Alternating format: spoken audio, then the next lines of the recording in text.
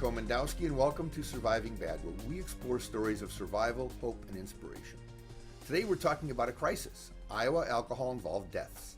In 2020, over 760 Iowans lost their lives because of alcohol, and that represents an almost 73% increase over 10 years. A couple of Iowa experts, research scientist Paul Gilbert and community health activist Stacy Schrader, join us to share the results of Iowa's alcohol-involved deaths workgroup report and to discuss the problem, possible solutions, and what you need to know. Welcome to the show, Paul. Let's start with you. Tell us why you're here. Thank you, Peter. Thank you for inviting me today. Well, I am a professor in the College of Public Health at the University of Iowa, and my main research focus is alcohol use, trying to understand the patterns, broadly speaking, in the state at large, even in the nation at large. Where do we see excessive drinking? What type of help are people getting when they have alcohol-related problems, and what sort of outcomes or what do we see harms related to heavy and excessive drinking. And I was part of the group that put together this report that you mentioned, the Addressing Alcohol-Involved Deaths in Iowa, along with my colleague here, Stacy. And really, I was drawn in. This was convened by the Department of Public Health as sort of bringing the scientific side of it, the scientific expertise. It was a pretty diverse group. But because I study patterns of alcohol use, I brought that expertise to try and understand what was happening here in Iowa. And maybe this is a good point for Stacy to introduce herself. Good morning. Thank you for having us, and thank you, Dr. Gilbert. My name is Stacy Schroeder. I work for the North Fayette Valley Community Coalition up in Northeast Iowa. We are a member of the Iowa Alliance of Coalitions for Change, or AC4C, which is a statewide coalition of small community and county coalitions really working to address substance use issues, mental health issues in their communities. I was invited on behalf of AC4C to be a part of this group to really help identify some of the areas of concern in our communities. What are the things that we need to be looking at? What are the stories locally? And then kind of gave some insight onto some of the strategies that might be used to address what was identified in the report. Now, one of the things, I don't know who wants to address this, but I thought these numbers were crazy. There was a 10-year period where we had a 73% increase. I mean, alcohol's been around forever. You would think we'd know some of these things and we would be going in the other direction. What are some of these more powerful numbers, Paul? Yeah, you're absolutely right, Peter, that when we start to look at the numbers, it does get alarming. And this was the reason why the Department of Public Health convened this special group to tackle the problem. And we were convened back at the start of 2019, so in the pre-pandemic times. And it was precisely because folks at the Department of Public Health had been monitoring the data and seeing this steady increase in deaths. And I have to say, alcohol-related deaths, that's the extreme endpoint. That's the worst possible outcome. But there's a lot of harm that can happen before you get there. And we all know about the potential for, accidental injury, car crashes, dependence, all these sorts of alcohol-related harms that can happen short of death. But to see the extreme endpoint increasing steadily and sharply in some groups was really quite concerning. Now, as you said nicely in the introduction, you recapped this very well. There was a 73% increase over 10 years. We know already from our starting point that Iowa is a heavy drinking state. We are consistently above the national average of binge drinking. So among adults who do drink, they tend to engage in these high quantity episodes of drinking. So lots of alcohol in single occasions. Again, that's another cause for concern. But when we started looking at the data, we also saw that there were some groups that were particularly maybe at risk. So middle-aged folks, and especially men, seem to be increasing their drinking more sharply. Elderly folks are a particular concern because of things like falls risk or interactions with medication, and the body just doesn't process alcohol quite as well as you get older and older compared to when you were or younger. And then during the pandemic, we saw increases in drinking, not uniformly, but there was definitely a trend of increased drinking as a response to stress, whether it's homeschooling, trying to work remotely, being sick, or family members or friends affected. And we had some changes in alcohol availability in the state, so that now we have cocktails to go and home delivery of alcohol, where we didn't have that before. And we know that there's a principle that when there's increased availability, there's going to be more drinking, not always hazardous drinking or heavy drinking, but there's a greater likelihood of that. And now we're also concerned because of the risk of increased access to underage minors if you have home delivery where folks aren't checking IDs or not delivering it appropriately, say leaving it on a stoop. So lots of concerns, lots of reasons why we convened this group. We're going to take a short break, and we'll come back to continue our conversation with Paul and Stacy about why Iowa's alcohol death rate is taking a turn for the worse. Stay tuned. You don't want to miss this.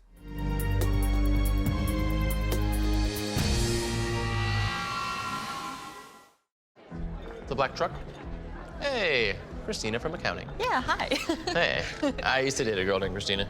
Oh, really? Yeah, and then she dumped me for my best friend. You want to see some photos of them that I took? I don't. I thought we talked about this, buddy. Buzzed and overshared again? Yeah. Yeah. I'm gonna call a car. That's a smart idea. So yeah, I know, that's why I did it. Hey, you're gonna get back to the top of the mountain. Does that mean I'm gonna get back with Christina? No. Oh. No. Every second, 127 new devices connect to the internet. You can feel it happening. Our digital world expanding with every breath. We're entering a whole new era of connectivity, and MediaCom will be ready to power it with one of the nation's first 10G platforms. We'll be bringing you more speed, more capacity, more security, and the power to do more than you ever dreamed possible.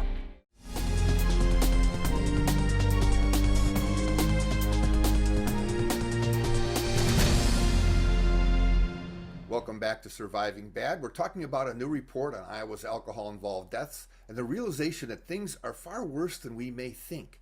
We do want to find out why, especially this 270 people that die and this 73% increase. But what are the deaths? I hate to be morbid, Paul, but what are people dying from when we talk about an alcohol-involved death? That's a really good question. And there's a range of different ways that people die.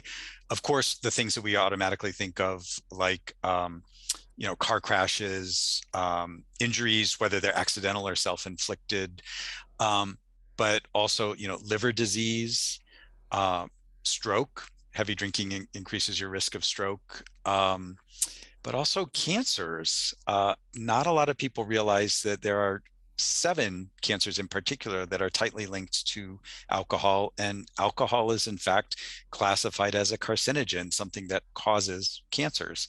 So there's a whole range of ways that people die, or ways that we experience these alcohol-related deaths, but they can all be connected back to this common underlying factor of alcohol exposure. And that's what's really concerning, especially for us here. As I said a little bit ago, that Iowa is a heavy drinking state. So it's not surprising that we're seeing this rise in deaths, but it's certainly something that calls us to action, that we want to do something about, because this shouldn't be. These are unnecessary deaths. That raises a point, because I don't think all Iowans know that Iowa's sort of different for not humorous reasons, for real reasons. Among 17 states and a few other jurisdictions, we have a control model for alcohol distribution, which centralizes a lot of the potential to implement solutions. And apparently, from what I understand from Stacy, there's a great partnership with Iowa's Alcohol and Beverage Division. Can you tell us more about that, Stacy? Yes, so HC4C, and also with input for this report, the Iowa Alcoholic Beverages Division has a strong partnership. Their team has been fantastic working with us to do the research and to pull the data and to get some of those numbers together to help us in the field better understand what is going on and what we're seeing. In Iowa, we do have a model in which the Alcoholic Beverages Division, or ABD, oversees the licensing of it. They see the pricing of alcohol. They see the distribution of alcohol. And also the compliance of alcohol. They are responsible for educating and keeping retailers aware of what the newest laws and regulations are. And so they are a very strong partner of ours in reaching our retailers and ensuring that businesses and restaurants and gas stations, grocery stores are doing the right thing when it comes to alcohol sales. On that point, in some of the preliminary research for the show, though, we showed that Iowa had the smallest number of people working on compliance per beverage outlet. It's well over 1,000 outlets per person. Is that inherently problematic and something that the report points towards fixing to help bring some of these numbers down? Yes, that's absolutely of concern, and that concern is shared by ABD. They have been pulling the data and looking at that as well, and have been very open about the fact that more compliance checking and processes are needed. And so they have been exploring ways as well to improve that. AC4C, as the statewide coalition, we would love to see a statewide compliance check system, similar to what we have in the tobacco industry, where law enforcement is going in, or compliance officers are going in on a regular basis and checking and making sure that retailers are doing what they're expected to do. Now, give us an overview of some of the major areas of concern that this report has pointed out. Paul, do you want to start with that? Sure. Well, beyond the deaths that we already summarized or talked about, and the priority populations, so older folks, middle-aged folks, youth that may have access. Really what it highlights, I think, and what the report tried to get to after outlining the problem, is the potential solutions. And we have a lot that we can leverage. We have a good structure in place with the Alcohol Beverages Division, with the Department of Public Health, overseeing things like these alcohol-related deaths. What we hope to see is some of these evidence-based strategies, things that have been shown effective at reducing harms from alcohol, that we have essentially a menu of different strategies that we could choose from. And that's the next step. Part of what this report really did was tried to pull together a lot of information, the background on the problem, the details of it, and the potential solutions, so that those who are in the positions to make these sort of decisions can make the best informed decision about how to proceed. Yeah, there's some issues that we're going to take a break, but I'd like to touch on the fact that for some reason, a higher level of education correlates with higher alcohol consumption, and education is one of the cornerstones of what I noticed in your report. Mm-hmm. And this idea that what's happening with the population of people 60 and older, which is really scary. So we'll take that short break, mm-hmm. and afterwards we'll come back and take a look at some of these risk factors.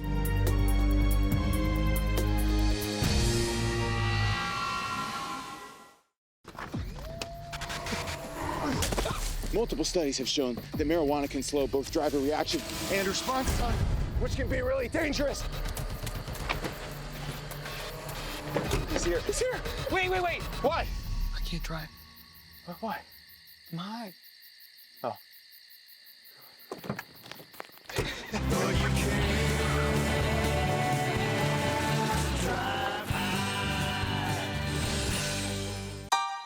Every second, 127 new devices connect to the internet. You can feel it happening. Our digital world expanding with every breath. We're entering a whole new era of connectivity, and MediaCom will be ready to power it with one of the nation's first 10G platforms. We'll be bringing you more speed, more capacity, more security, and the power to do more than you ever dreamed possible.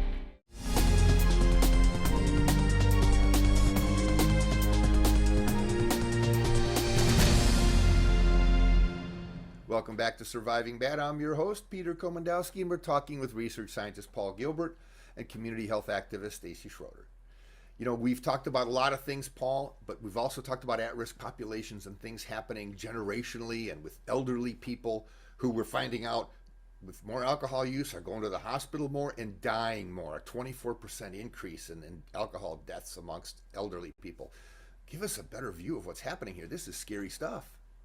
It is indeed. And a good way to think about it is priority populations or special subgroups out, in the population at large that may be particularly impacted by alcohol use. So the elderly is a classic example where as you're getting older, your body changes a bit. You don't metabolize alcohol in the same way as you did when you were younger, but oftentimes you've got other things happening, other health concerns. So it could be underlying other diseases or simply increasing the risk of things like falls, other accidental injuries, interactions with medication. So it's not surprising that we see a spike, a particularly sharp spike in both hospitalization and then death among this group that is inching towards more and more medical vulnerable conditions. But there are other groups that we want to pay attention to as well. Youth is another classic example. Any substance use by underage folks, by teens, children, is by definition hazardous, and we want to avoid that. And that's because of the really long-term effects that early exposure, especially to alcohol, can have. Now, a lot of people will say like, well, I started drinking when I was a teen, or I partied and nothing bad happened to me. And that's great. But statistically speaking, when we look across large groups of people, you may be the exception. That the earlier you are when you start drinking regularly, and especially the first age at drinking to intoxication, the younger that is, the greater the risk of either developing an alcohol use disorder at some point in your life, or increasing your risk of some of these health problems, cognitive decline, stroke, cancers, things that don't show up for usually decades down the road. We have pretty clear evidence that your risk is consistently elevated. But one of the other fascinating changes that we have seen across the US, not just in Iowa, is that there seems to be shifting gender patterns of drinking. Traditionally, fewer women drank than men. Women's drinking was more constrained oftentimes. Men would go out to drink in public, women would drink in the home, tended not to drink as much. But more and more, we're seeing that, especially among younger generations, that women's and men's drinking start to look the same. And that has concerns, of course, for these long-term effects, but especially because one of the cancers that we know is tightly linked to alcohol exposure is breast cancer. So this raises the concern of what will we see in 10 and 20 and 30 years in terms of women's health if we have a generation that's drinking more and drinking more heavily. These are very, very powerful points. Stacy, you've been working in this study and with ABD, and we can safely say that the Alcohol Beverage Division has done a great job of increasing alcohol sales in Iowa, getting more people drinking in Iowa, making people selling alcohol more money in Iowa. But now with that comes all these problems we're talking about. Stacy, what do we need to do and what do we need to look at to sort of let them do their thing, but let's solve some of these problems so it doesn't keep getting worse? Yeah, for sure. The legislature in the past couple of years, to address the economy and the pandemic and all of the things that were going on in Iowa, and to keep our small businesses going, really did focus on tying alcohol to economic development. And ABD has been responsible for rolling out the regulations for that. But it has really kind of been sometimes counterintuitive to what we're talking about, keeping people safe and reducing the access points and ensuring compliance and monitoring all that sometimes it does almost seem, that it works against each other. But really overall, what we look at in my field of prevention is kind of that culture in Iowa of alcohol use. It has become very much a point of how we celebrate, how we mourn, how we have fun, how we enjoy our parks and recreation areas. It is so closely tied to all of the things that we tend to do as Iowans. And so it is kind of this difficult question of how do we address this? You know, one of the laws that was recently passed was allowing craft beers to now be at 19% alcohol. That is the same levels of alcohol as wine. And so, to Dr. Gilbert's point, when people say, when I drank in high school, you know, I was fine, I turned out fine, you know, all of those things, the potency of alcohol today is not the product that it was when we were younger. When you walk into a liquor store or a gas station or a grocery store, be mindful of what is there. There are shelves and shelves and racks of all of the fun flavors of alcohol that you could ever imagine. And so with that, then, the things that we looked at in this report are the monitoring of that. Where is alcohol being sold? Do communities have the ability to say, no, we don't want another retailer located right next to our elementary school? And then also that compliance. You know, I work a lot with addressing youth alcohol use. And so what are our retailers, who are really our front lines in addressing some of that? What steps are they taking, and are they following the rules and keeping alcohol out of the hands of the youth? These are all fantastic points. We're going to take a short break, and we're going to invite Stacy and Paul back to share some final comments, insights, and inspiration. You don't want to miss this. See you all after the break.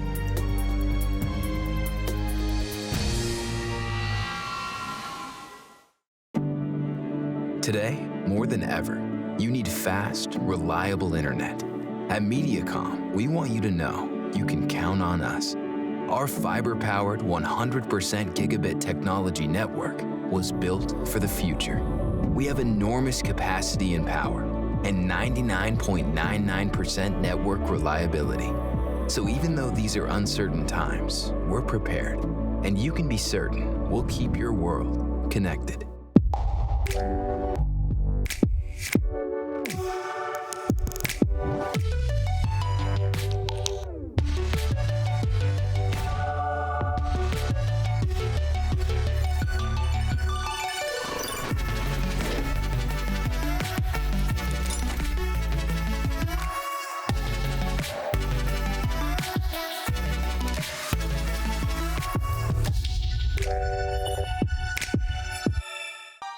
Every second, 127 new devices connect to the internet.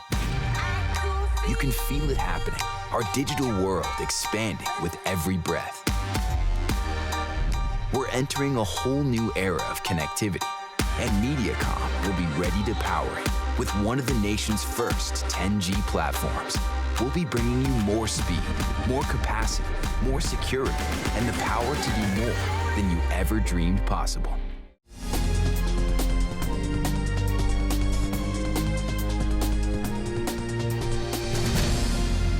Welcome back. Today on Surviving Bad, we're talking about the frightening rise in Iowa's alcohol-involved death rate. Let's see what insights, advice, and inspiration Stacy and Paul have to share. Stacy, let's start with you. Yeah, so first and foremost, kind of what we recommend is just to have conversations within your community. I think everybody has some example of how alcohol has affected their lives or the lives of people that they work with or go to church with or involved in a group with.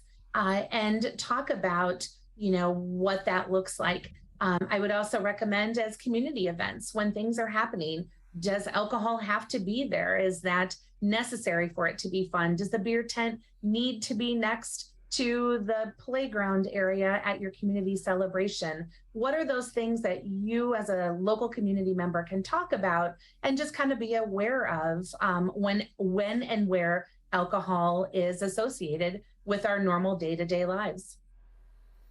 And Paul? I would say I don't want to advocate nobody should drink. I'm not going to say, you know, everybody's got to give it up. Although that is the safest course of action if you want to be cautious. But what I often try and show people is that when we look at the data across the whole state, we can see that this is really causing a lot of harms. It's something that we need to respond to. There's a lot of different ways that we could do it, whether it's individually, perhaps we think about, you know, why am I drinking? How am I drinking? Am I doing it in ways that cause harm to myself or other people? Or in our community, taking sort of the community as the patient, are there places or times where this is causing problems that we need to address and do something differently? But I think overall, my message that I often try to get across is, if everybody who does choose to drink, if we all just dial it back a little bit, the whole state would be better. And that's because there's so many both direct and indirect harms from alcohol use. And we've already established that we're a heavy drinking state, but just dialing it all back a bit and being responsive locally and individually, whether drinking is causing a problem and how that might be a problem and what we might want to do differently. That could have a pretty big impact. You know, Stacy, I know that this is a very complicated issue, and we could rattle people's brains with statistics, numbers, programs, tiers, and everything else. But we need our public health people and our legislators to work on implementing some of these suggestions in this report. Is that true? Absolutely. I think, when we talk about education and awareness and all of that, absolutely legislators would need to take a look at this report when making recommendations and considering laws and how that will affect, the public health of Iowans. Increasing access to safe business it may help right now for a very small portion of the population, the business population. But when we look at long-term and ongoing, increasing access does have detrimental health effects for Iowans. And so understanding the entire arena, not just necessarily what it will do right now, I think is important. Well, even our governor has stepped up and said she was in recovery. She once had a problem with alcohol. And hopefully you find great champions in the governor's office and the legislature and all over the state to help you with this. I thank you both for sharing and making a really complicated issue really comfortable and easy to understand. Thank you all for joining us today. Check out our website, ahealthyiowa.org, and keep your eye on MediaCom MC22 for our next episode of Surviving Bad, where we explore stories of survival, hope, and inspiration. On MediaCom MC22, your local programming leader.